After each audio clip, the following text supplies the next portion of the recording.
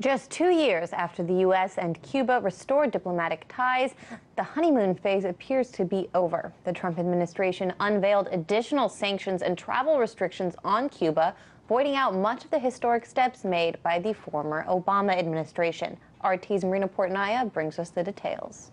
Americans who visit Cuba no longer have the freedom to eat, sleep, and spend wherever they want. Beginning today, U.S. citizens and corporations are banned from doing business with 180 entities controlled by the Cuban government.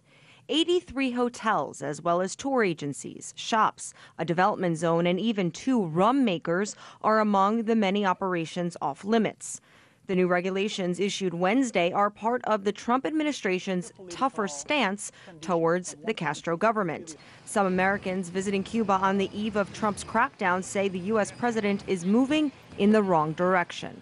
As far as I'm concerned, based on what I've seen so far in Cuba, I think we ought to open up the United States to Cuba and vice versa. That's all I want to say. Not at all, not at all. I think if anything, they should expand the relationships and let young people like Carlos, come here, Carlos. Come here, get this guy. This guy is a Cuban, and he's an excellent guide, and he's really helped us understand, what's going on in this country. And that's I think got to be done more open to, especially to Americans. Effective immediately, U.S. travelers are only allowed to travel to the island with chaperoned, organized tours run by U.S. companies. Moreover, Americans are required to retain records of all transactions made in Cuba for 5 years.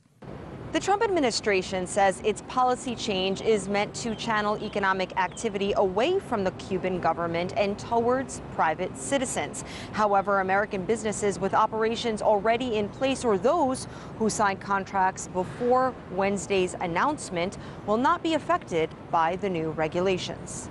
Despite the restrictions and regress in bilateral relations, Cuba's foreign ministry says the country will continue pursuing commercial and business interests with American companies. Cuba has never applied sanctions against the people of the United States. It is not part of the politics of our country. For that reason, I do not foresee, regarding sanctions as measures, that Cuba will reciprocate because it has never done that. Cuba is opposed to unilateral sanctions. It would be against the principles that Cuba has always promulgated, promoted, and defended. While America's notorious embargo against Cuba remains in effect, airlines and cruise lines, as well as Cuban airports and seaports, are exempt from the new regulations. Embassies in Havana and Washington remain open for now. Marina Portnaya, RT, Miami.